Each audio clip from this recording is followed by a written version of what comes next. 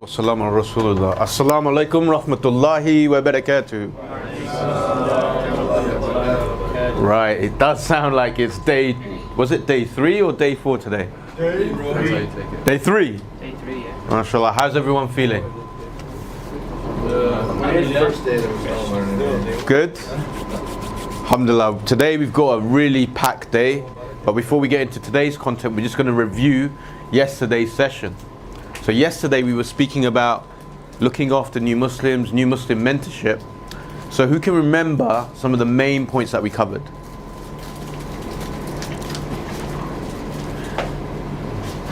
No one can remember anything. Alright, let me help you guys out, right? I'm going to ask you questions to maybe jog your memory, inshallah. Bismillah. So, the first question. Why is it so important to develop new Muslims? To keep them strong in the deen. Yep. To keep them strong in the deen. Okay, why is that important? So that they don't go to the fire of Jahannam. Okay, so to keep them firm upon the deen. Very textbook sort of answer. Yeah. And it's important. But put it into the context of, you know, the reality why we're here for these 10 days. We're here to learn how to give da'wah in a more effective way, to make it intelligent, compassionate case for Islam to the wider audience, to the world. So why is it, from that context, why is it important that we should develop new Muslims? Yes, brother. If we truly want the reward for the acts of the new Muslim, then we should develop them or teach them in order for them to get onto the straight path where they would start practicing it and praying and bring about family. Brilliant. So yes, absolutely. So if you want them to, so what is the reward like you're talking about specifically? The Quranic reward, the hadith, I mean, like for guiding the Muslim to Islam. Yes, which is? It's the Humur al-Nam, you know, the red camp, or the other hadith is paradise. Paradise. Okay.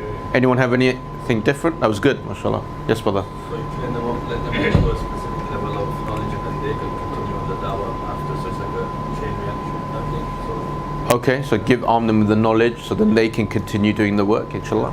Yes, brother. And whatever amal they do in terms of ibadat or sadaqat or charities, then you also get the reward as well. So yes, all the amal that they do, the Quran, the adhkar, the salawat, all that will come to your account as well, because you're the one who actually taught them, you gave the means of them learning this. Absolutely. So we know from the hadith of the Prophet ﷺ that's mentioned in Sahih Muslim that, you know, if you call someone to good and they act upon that good, you will get the reward of that good without the reward being diminished for that person. So when you're going out there and you're giving da'wah and you're calling people to Islam, and we've gone through a methodology, the GORAP methodology.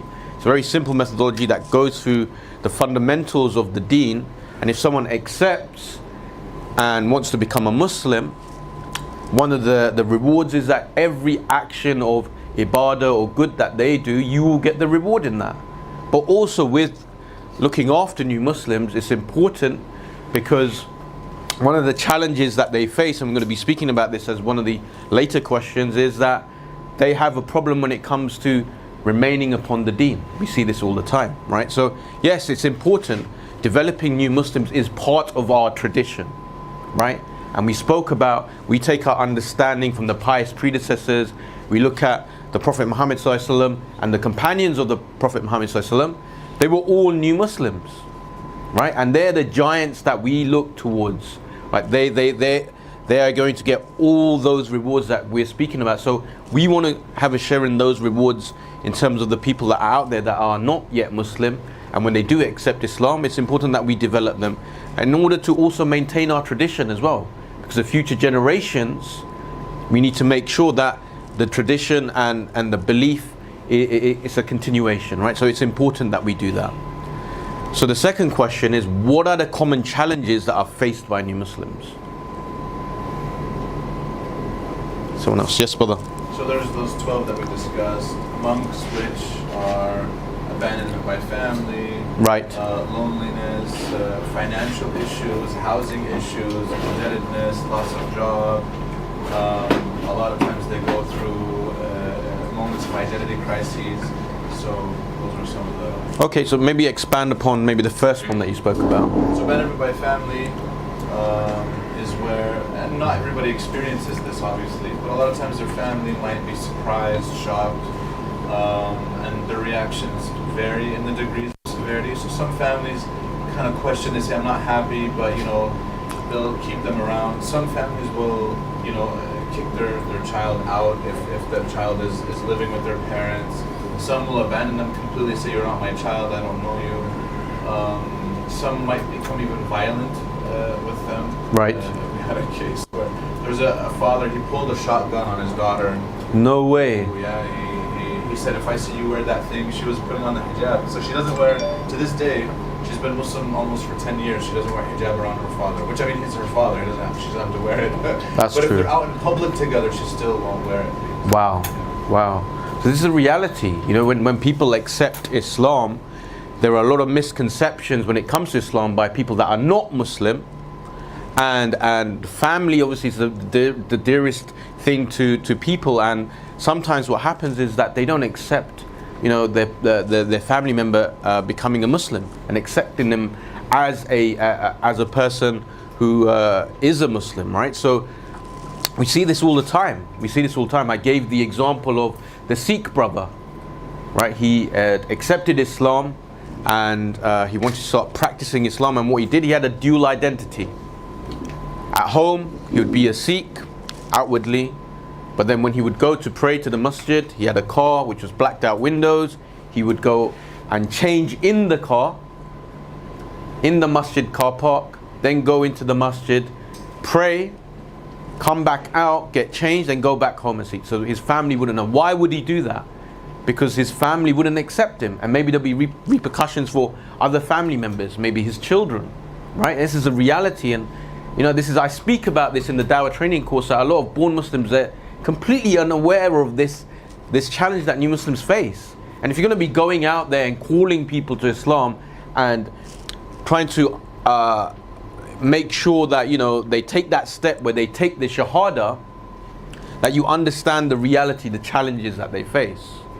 And we use the example of, you know, imagine for some reason you were speaking to a Christian and he gave you a compelling argument, and for some reason you decided to become a Christian.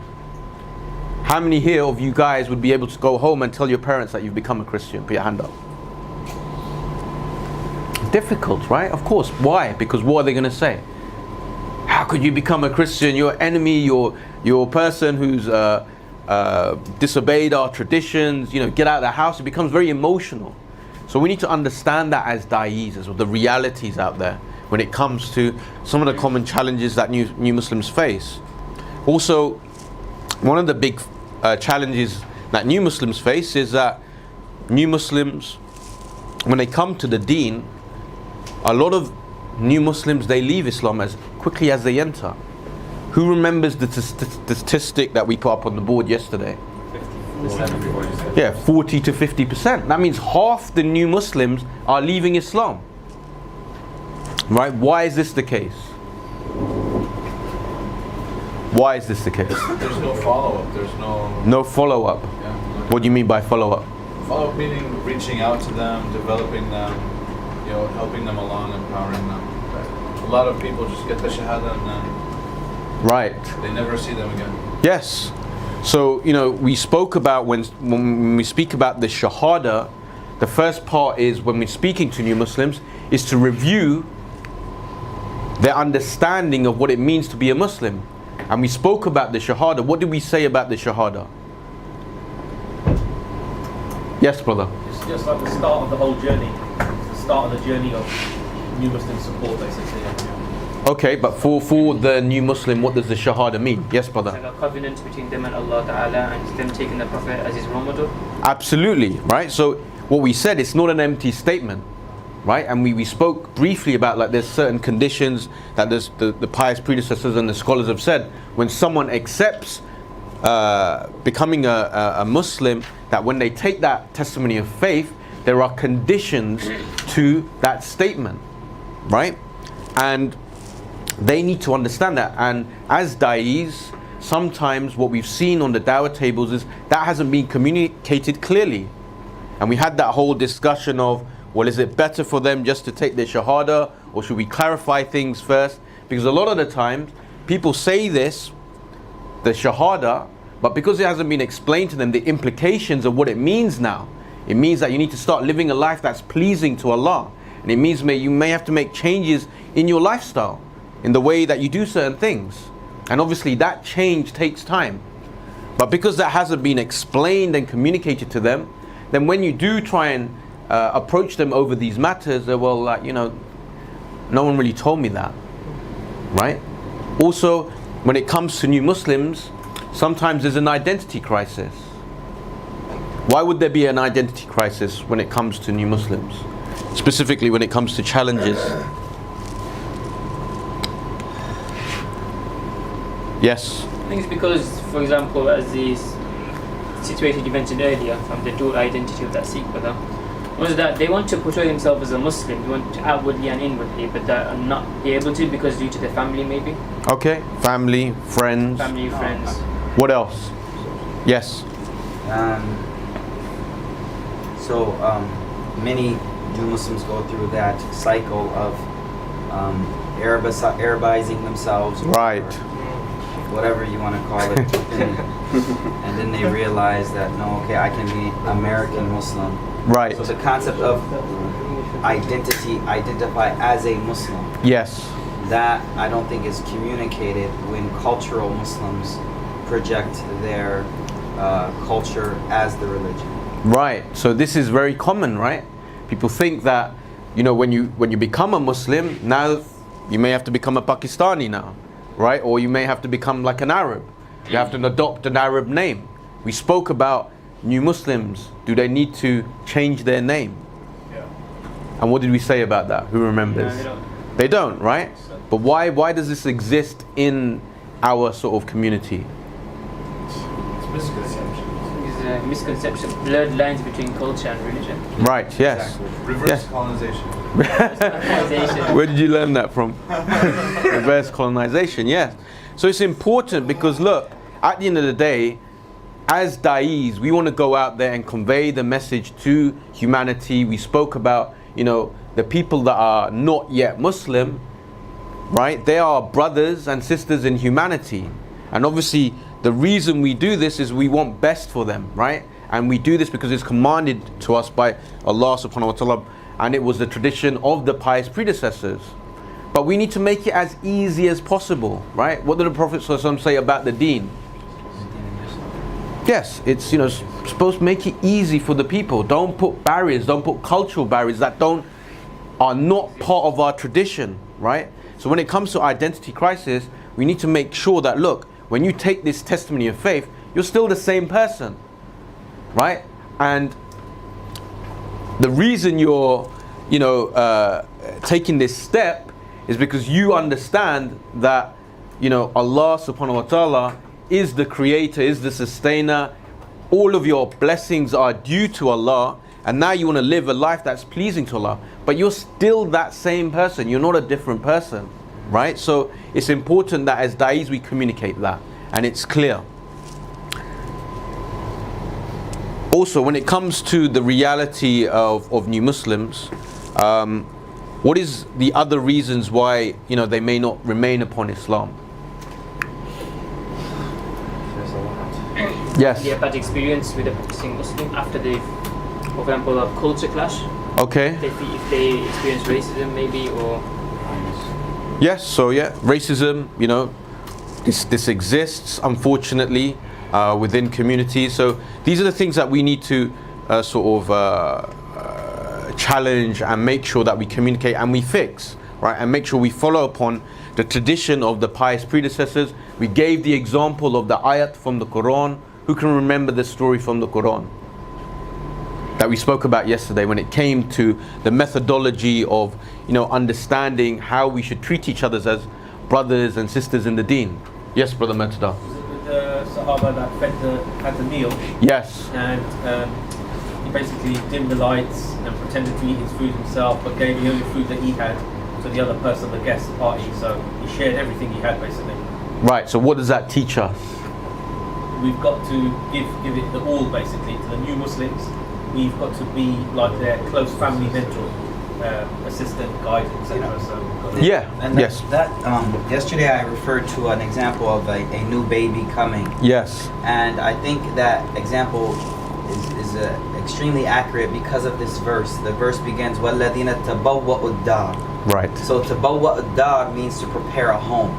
Wow. And that's exactly what happens 3 months, 2 months before a baby comes. You paint the room, you get the crib, you get all these things ready for that baby to come in. Subhanallah. Right? So that verse begins with preparing a house. وَالَّذِينَ تَبَوَّأُوا الدَّارَ وَالْإِيمَانَ يُحِبُّونَ, and it continues like, Subhanallah. so wallahu alam. So that's a good tadabbur on that, and that's a good analogy. Did everyone get that? That when a baby is about to come into a household, before the baby is born, that the preparations are being made before they've entered into the world, right? And that's what we're trying to do with this course, is we understand that there is a big problem when it comes to new Muslims. A lot of people out there doing da'wah, I'm going to come to you. A lot of da'wah that's happening, but when it comes to new Muslim support, this is something that is missing.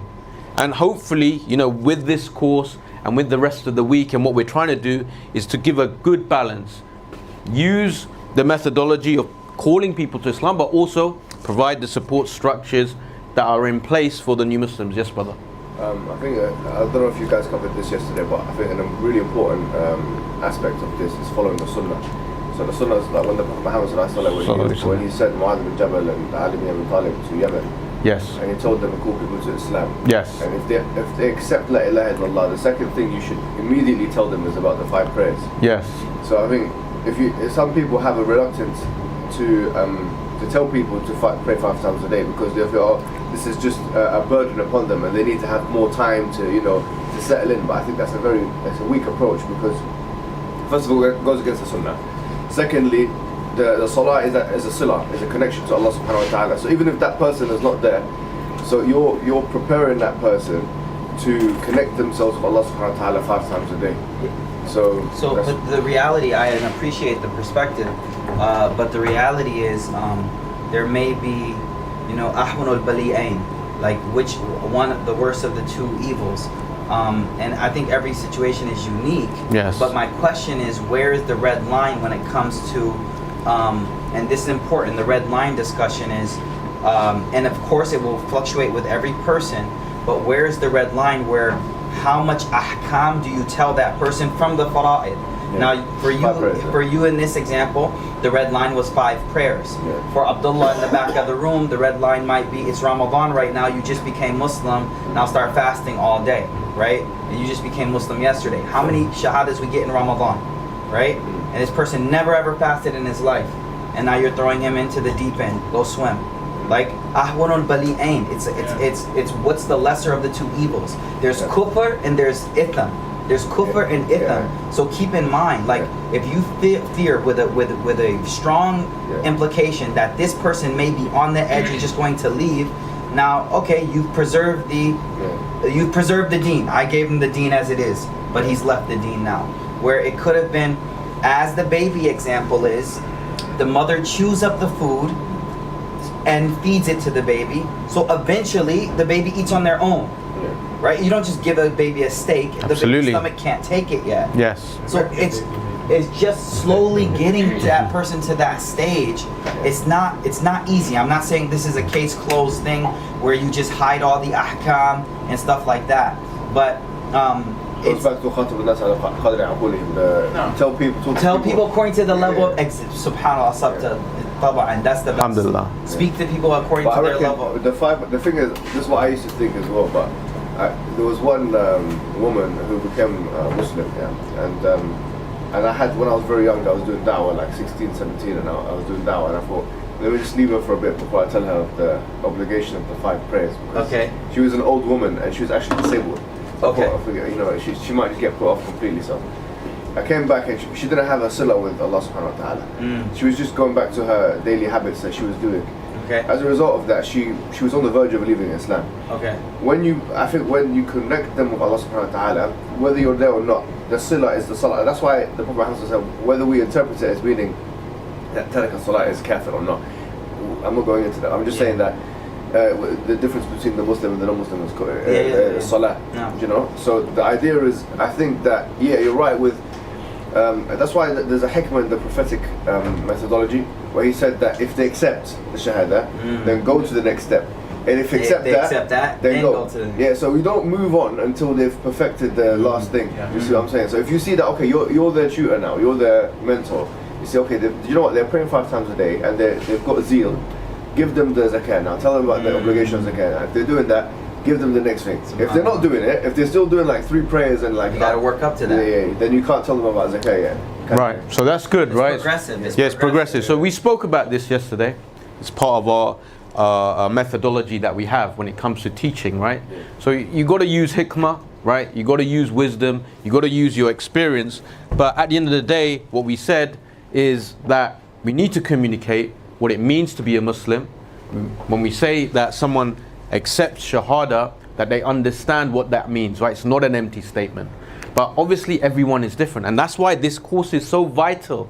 It's so important, because at the end of the day, all of us should be new Muslim mentors, right? We spoke about this yesterday. Every one of us as da'is should have contact with new Muslims, and every case is going to be different.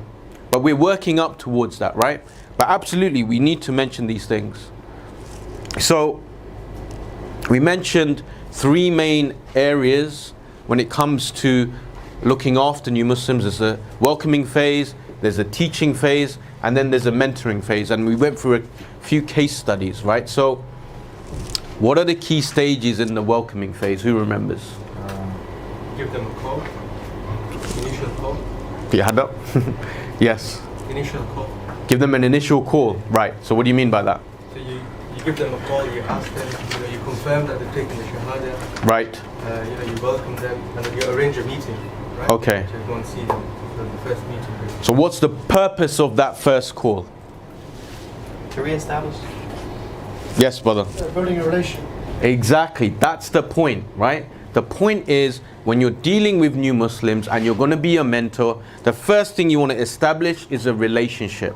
And the first step in that is the welcoming phase. So when it comes to the welcoming phase, it's essential that we exchange contact details with the new Muslim, and it's important that we make this first call, right? And how soon should we make this call? As soon as possible. As soon as possible, yeah? 4 hours first. 24 hours? Yes, absolutely. Because what usually happens is when someone accepts Islam, and if no one's, there to sort of support them or to teach them basic things and welcome them, then they usually go back to, like you said, their ways, right? Yeah. That's why mentoring is so important. It's a neglected part of the da'wah. Okay, good. So, welcoming phase. What's important about the welcoming phase in terms of the telephone call? What was the key aspect of that telephone call, apart from building the relationship? What are you trying to achieve? I'm going to try and get someone else in here. Start picking on people, yeah? It's in the book. It's in the book, yeah? Zishan. Arrange a meeting, yes. Why is this meeting so important? I think it helps you to kind of further develop your relationship. Yes. Face to face, and then interact and more than. Absolutely. So what were the 3 main areas that you wanted to cover in that aspect of the first meeting? Do you remember? Can I read it?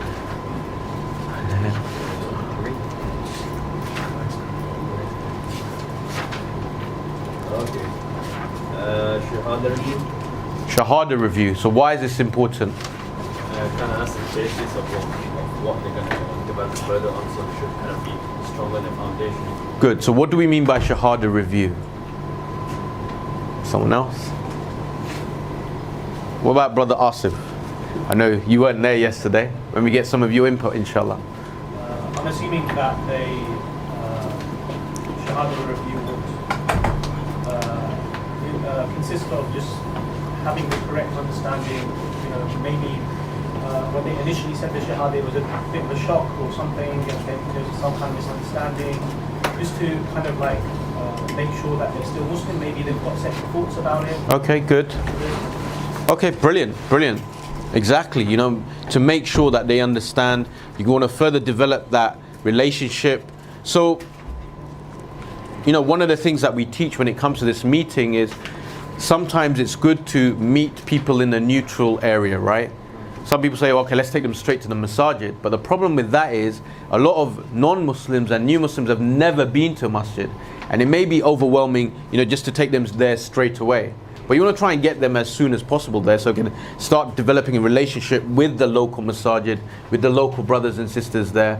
You help their development. But the initial meeting, maybe meet them in a coffee shop, which is near the masjid, right?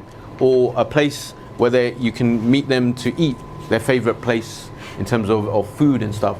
Yes, brother. Something that we didn't mention yesterday, which I find is like one of the advices I give right after Shahada. Yes. And I just wanted to get other people's opinion, is I tell them, don't listen to anyone. Because you'll be overburdened with information. Yes. And they'll run away. So I was wondering if we can add. Especially if they're an elder uncle. Yeah, so especially there's 18 rakats for Isha, right? Subhanallah. Yeah, we all know that, right? 18 rakats of Isha. Crazy.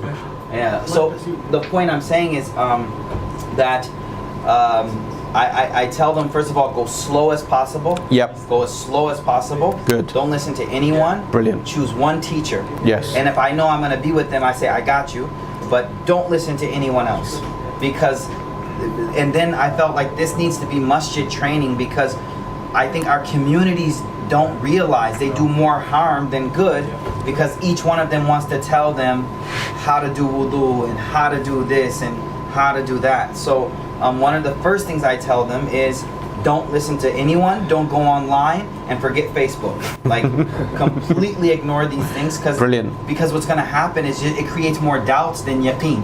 Yes. Right? It creates more doubts than yaqeen. So I just felt like that was one of the early things that I told them, is to just choose one teacher and stick to that. Alhamdulillah. And that's the point of the mentor, right? The mentor is supposed to be that person, to develop that relationship, that they take their teaching from that one person, so they don't get confused. Yes, brother, you just want to quickly add something. Right, so I was trying to mention that yesterday. So I think this is great, right? So I think the mentor needs to be aware of the challenges that are going to be there. Yes. So I tried that, but in reality what happens is that they don't come off social media and they don't come off these things. The two things I would like to quickly add here is, one is to, create that awareness that yes, people will reach out to you and they will try to say, do this and do that. But remember to tell them, hey, you know what, I got a mentor, I'm working on it step by step. Good. And from the community, I tell them, hey, if you see somebody, connect them to us, or ask them, hey, have you have a mentor? Are you working on with somebody, and things like that. The second thing, which I think is very, very important, is there's always a risk, and it's a very, very high risk, especially in Canada. I mean, you guys may have a good distribution here, I don't know, that you may not have that second call, you may not have that second meeting. And it starts with that first call, right? So a lot of people in my team, what happens is, I called, he didn't pick up. All right, I mean, this is not how you do sales, right? Follow up, day or two, send a text message, try to find out a good time to call. And likewise, when you are in that meeting, there's a very chance people come in, they're very excited, yeah, I'm gonna do this, that, and then they don't show up, right? Because, things happen, and obviously shaitan is there, there's a lack of commitment sometimes. So what I try to do is actually, in reality, I tell them, look, the way it is that when you're out there, everybody's calling you to their own product, right? People are trying to sell you iPhones, people are trying to sell you Android, everything, right? So you need to take care of your own self and have that responsibility, is that surround yourself with something that will remind you of Allah. So for me, I think, downloading an app like Muslim Pro helps, but I know there's a guy who says, I don't come, but I see the ayats on Muslim Pro. What's Muslim Pro? It's an app. It has a lot of other stuff too, though. So it gives you the prayer time, but most importantly, it gives you, some of the Muslims, they actually log their prayers too, at a later stage.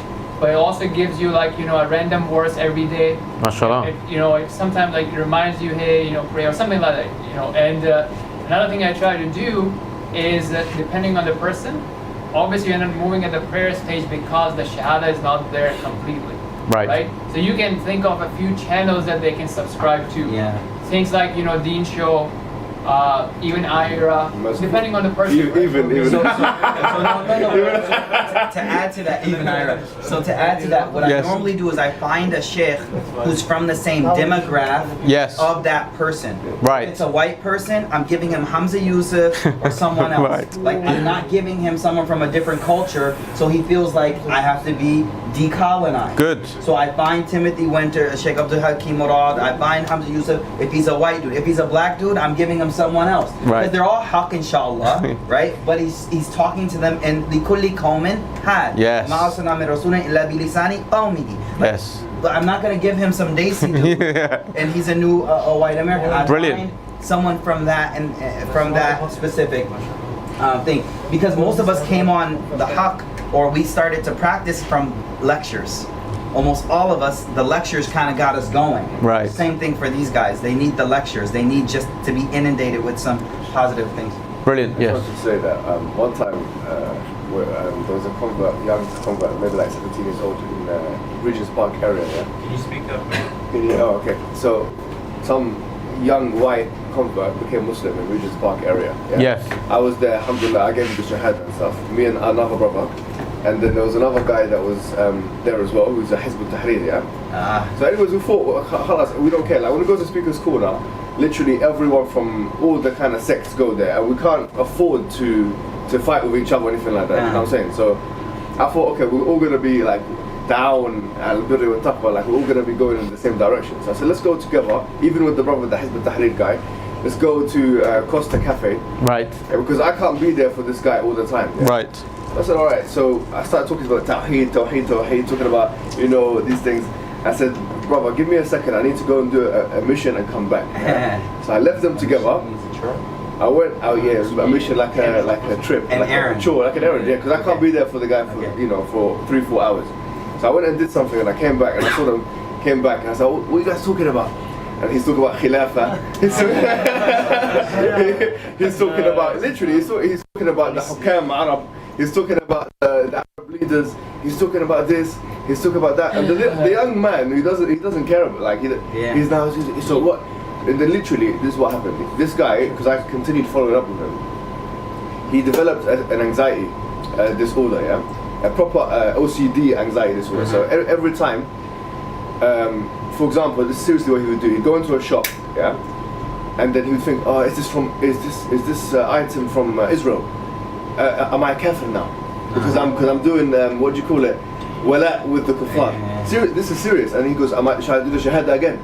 And every day he'd do the shahada 10 times. Because he would think, this guy made him think that, okay, if you're connected to, you get me? If you're connected to them in any way, then you're a disbeliever. Right. So that's why it's so important. You know, this course, a lot of these things that the brother spoke about, you know, the masajid, the uncles, they're completely unaware, trying to impose the culture on the new Muslim. This is detrimental to new Muslims. Also, when it comes to mentorship, assigning a person, and that person is responsible for that person, right? And telling them that message, like you said, ignore everyone else, yeah? I'm going to teach you how to connect to Allah, how to learn the basics. These are key components of being a new Muslim mentor. And that's why it's so important that this gets out there. As you, as facilitators, inshallah, you know, you're going to be doing that in your communities, inshallah. So, very quickly, we're going to go to break soon. So, what are the keys? Let me just add it at the end, right? What are the key stages in the teaching phase? Pray easy. Pray easy. Pray with ease. Yes, yes, yes. Why is that so important? I mean, it's obvious, but yes, we need to articulate. Yes. So it focuses on the inner dimensions, right? And then meaning and understanding while going step by step.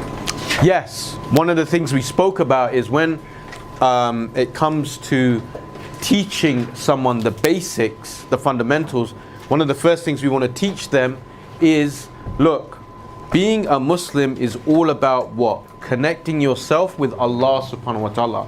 The salah is not a ritualistic action. It's not about actions. We've lost the tradition of what the salah means, which is the inner dimensions, which is the connection with Allah. If you develop that into a person who is a new Muslim or someone who starts practicing, when it comes to the salah, they have the correct understanding.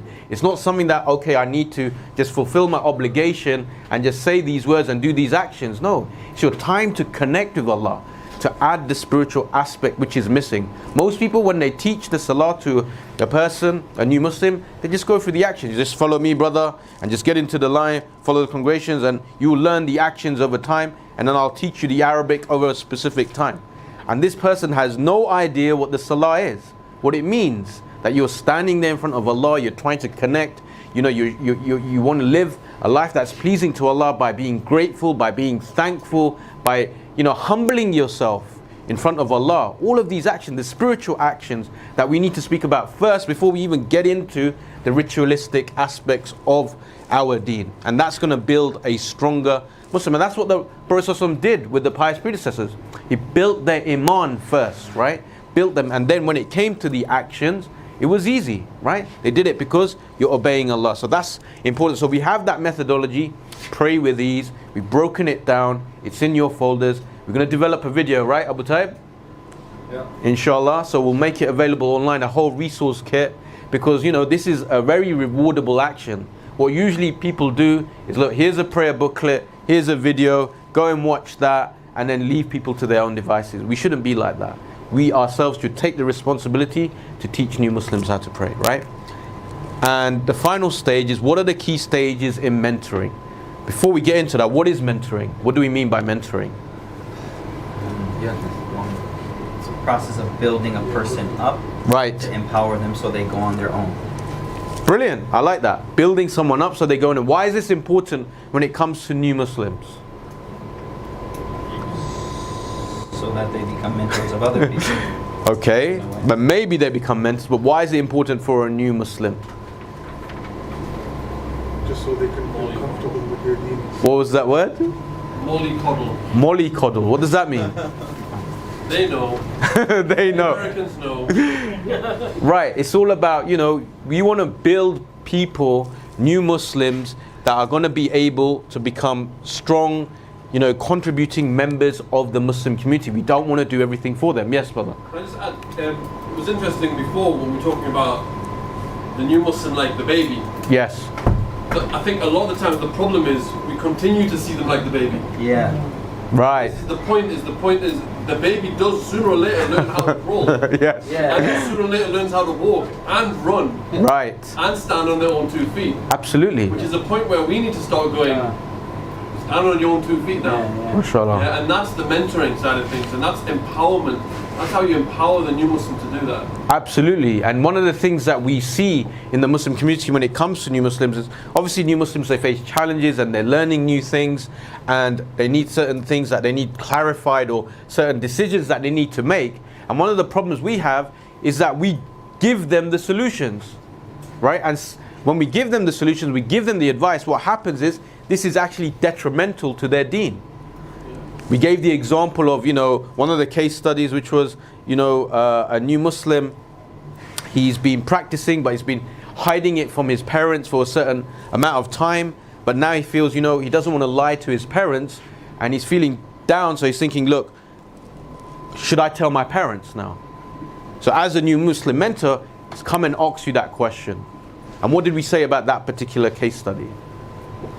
You want to help him through the problem. Right. You don't want to make the decision for him yourself. Right. You want him to make a decision, place all the options before him. Yes. It's just like if you have a teenage son, you don't just make decisions for him. You want him to grow up to be a man. So yes. You say, son, you're going to have to make this hard decision, but let's look at your options. Absolutely. And that's the point. In order to build people, and like when for those of you who have families and have children, you don't want to do everything for your kid. In order to develop them and become strong and independent, you give them the tools, right? Yeah. And at the end of the day, they have to make the decisions because they're in the best position to make that decision. You're not in the position to understand the situation they have at home or in their environment. So that's why it's important. So what are the 3 stages for the mentoring aspect? Who remembers as a mentor? If a new Muslim comes to you with a question or a challenge or just wants to have a conversation, what are the 3 main steps? Yes, brother? Active listening. Yes. Yeah.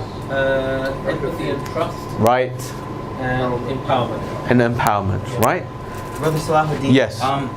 Brother Muhammad, he had a point about the salah. Yes. It just dawned on me at the end of Surah Fath or the end of Surah Muhammad that فَاسْتَغْلَظَ فَاسْتَوَى عَلَى سُوقِهِ. Like it talks about a sprout coming up. Yes. And how the kuffar a'jaba, he gets happy when he sees that, not the kuffar but the farmer. Right. He gets happy when he sees that that sprout has come. فَاسْتَغْلَظَ, and it gets strong enough to stand on its own. SubhanAllah. But what's interesting, if we look at the day the Prophet ﷺ passed away, yes, he looked out of the room and he saw the Sahaba praying in Jama'ah, right? That they had grown up enough to go on, and he smiled, was happy to see them, they had matured, yes, and he passed away. It was time to go now. SubhanAllah. So the prayer and like completely iqamat as-salah, I don't know if it happens at the beginning or at the end, like when it really gets really good, that this person has iqamat as-salah completely. We see that at the end of the Prophet's. No, but you know it's at the beginning and the end. No, Okay. the ayah of that you mentioned, it mentions more than one sifa. So it says, الذين معه أشداء على الكفار رحماء بينهم تراهم ركعا سجدا. Yep. So here you have like 2 or 3 different things. The one that they're tough against the kuffar. Yeah, that's Here fair. we were talking about obviously in a certain context or whatever. Yeah. Tough against very رحماء بينهم, that they're merciful with each other. تراهم ركعا سجدا, and then you see them pray. Okay. سيماهم في وجوههم, and you can see the things in their face, like the marks of prayer or wudu, whatever it may be. Yeah. So here you got 4 things, and then that's all prayer too. That's all what's referring to the plant. Yeah, no doubt. The plant, so yeah. like I just see it as the maturity of the mu'min So I'll tell. is I have an answer for you. complete iqamat as-salat kind of. Okay, just quickly share it. Yes. So it begins by describing their prayer. Yes. Then at the very end of that sequence of verses, what is it? وَالَّذِينَ هُمْ عَلَى صَلَوَاتِهِمْ يُحَافِظُونَ. Right. It starts with prayer and ends with prayer. Same with the It's as if Yes. everything in between is Begins It encompasses, yeah, encompasses My that. only fear is this: we all have family members, well I don't, but most of us, who aren't completely on the deen, but they're still Muslim, right? They're still gonna inshallah enter Jannah.